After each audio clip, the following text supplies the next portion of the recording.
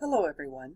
This is the first video that you will watch as part of this flipped lecture so that you can gain a little bit of background in terms of where we're going with assessment and why it's so important, especially when you're using technology in the classroom. So just so that you know, I think there are probably three guiding questions as we explore assessment and technology.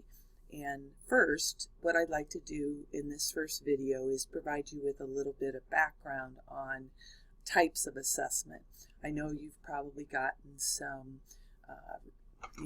some of this in other courses and so forth, so it shouldn't take too long, but I just want to kind of reacquaint you with some of the assessments and how we think of it and how that relates when we use technology with students in classrooms. Then I want to kind of focus on how can you use, how can you assess technology use or student projects that use technology in your classroom. Hopefully we've modeled that fairly well in the class so far up to this point. And but I would like to kind of formalize that, and so that as you begin your journey and development as a new teacher, to think about how it's being used with students and what tools you're using with students as they use technology in classrooms. Then last, what I'd like to do is share some online tools that can be used to design assessments, being able to use some of these online tools to help you create assessment tools to use with your students, with or without technology. But we'll kind of focus with that idea in mind that you are using technology maybe for what you are doing.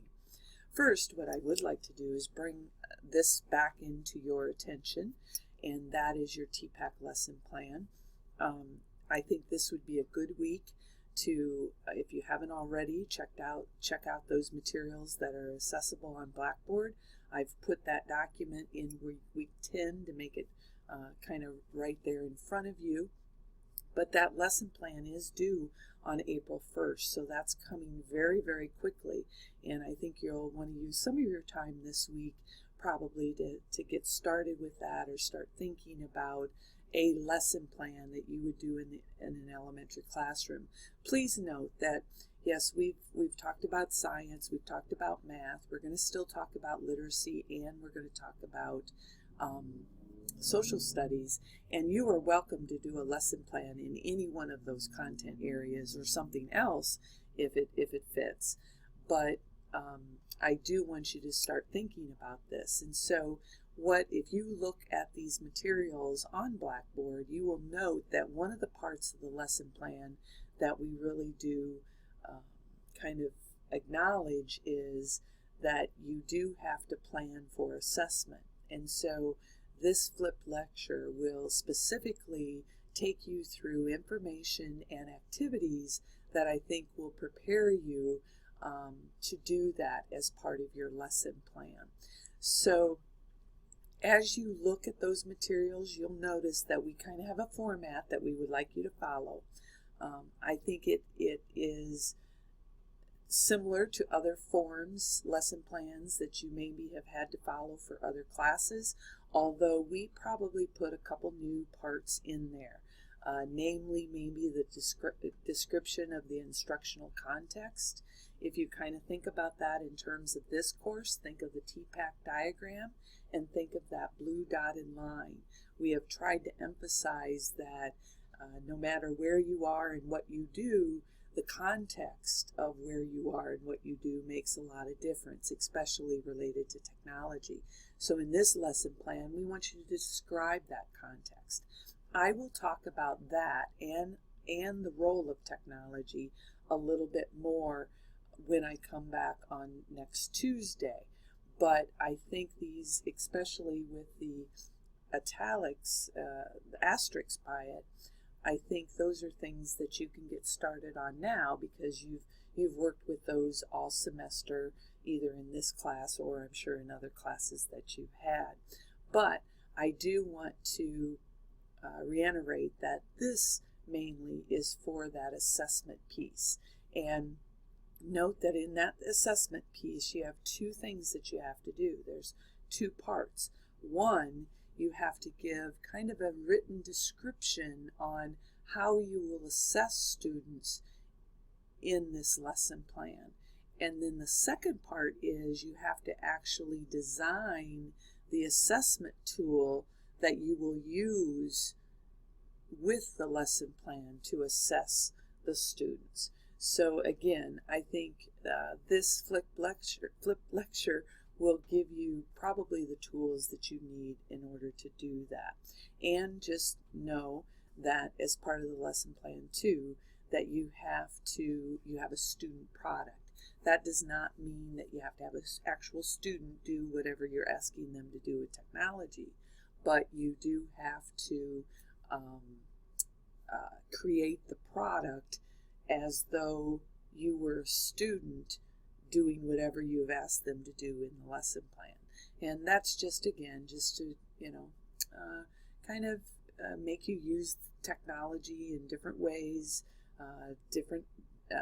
just gain more experience in using technology and understanding as a result what you're asking your students to do and if it makes sense in terms of what you want them to do.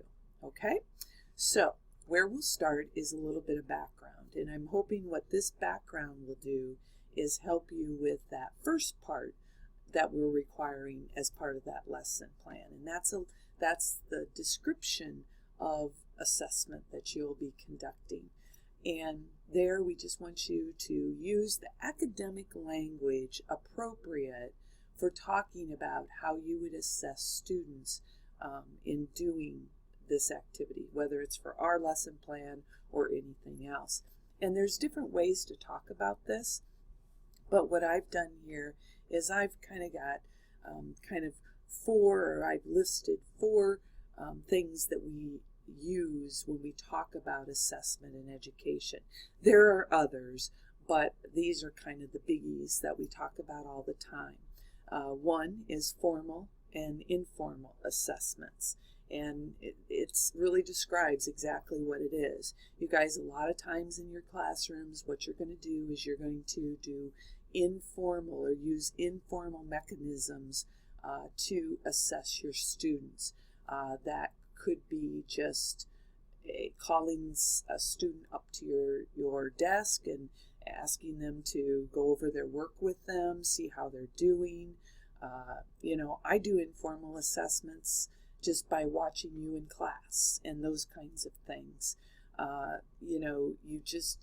They're usually observations. They're usually maybe talking one-to-one with students or in small groups, but they're just ways of assessing the student, where they are, how they're doing, and if they need help, if they need more remedial work.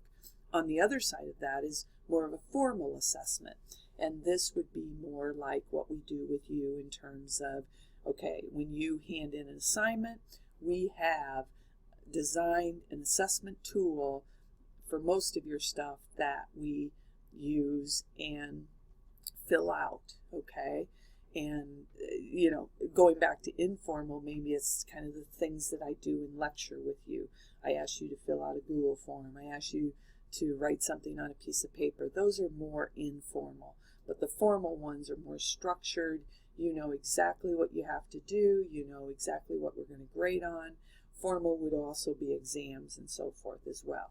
So as you think about your lesson plan, think about, are you going to have more of an informal type of assessment or a formal type of assessment, and talk about it, okay? Another way that you might want to talk about assessment is formative and a summative. Formative, I'll start with the summative actually. Summative is conducting assessment to really get a summative or a summary type of an evaluation on your students.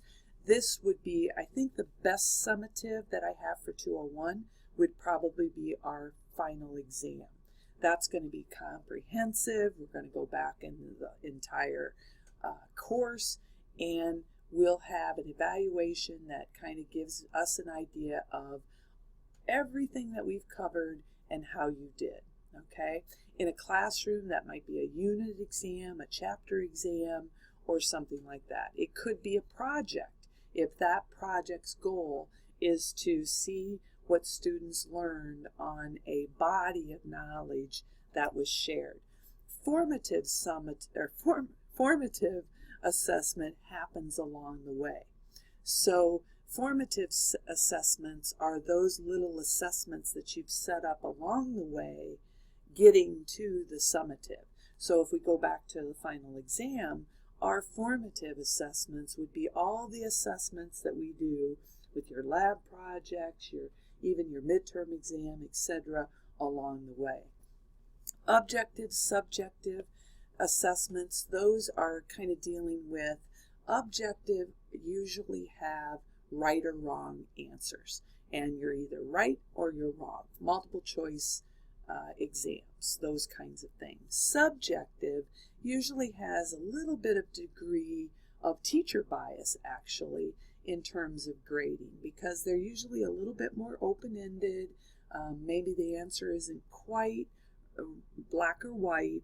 It's a little bit more gray, and then you can use kind of a subjective lens to that assessment. The last one, criterion referenced and norm referenced, those are more kind of the exams that we have that are the criterion reference are usually designed to assess specific criteria that are being taught in a unit or something like that. So criterion reference assessment is usually done by teachers, okay? And then norm reference are those exams that are normed to populations that are taking the tests. Those are your ACTs, your SATs, your Iowa Test of Basic Skills, all the Iowa assessments. Those are norm referenced and then used appropriately as such for that purpose. So my guess for you guys in terms of a lesson plan, you're probably going to stick more with those first three some way in terms of how you're thinking about assessing students and what they do. So that's a little background, but you can, look at those or look those up, more information about each of those if you need more clarification. So what we want to do is, how do we assess using technology in the classroom? We kind of want to focus on this in terms of how do students, when we ask students to create something with technology, then how do we assess them, especially their content knowledge that we have emphasized, in order to think that, by using the technology, they're learning something. So that's very, very important. The first thing that I would like you to do now, or what I would like you to do, is go ahead and please watch a video that is entitled World War II Rationing. This is actually a digital story that was created years ago by a student of mine, Joni, who's now a classroom teacher, and actually she's a technology coach now. And she did this nice digital story on World War II rationing from the perspective of her grandmother. And so all I want you to do is, as you watch this movie, I want you to think about, okay, this is a project that a student created for your classroom as a result of the content that you're teaching, and now what are you going to do to assess that project, and how would you assess it, rather than just saying, oh, it's great, okay? Like, what are you looking for, and how would you assess it? So go ahead and exit this and do the next step, which is watching the video.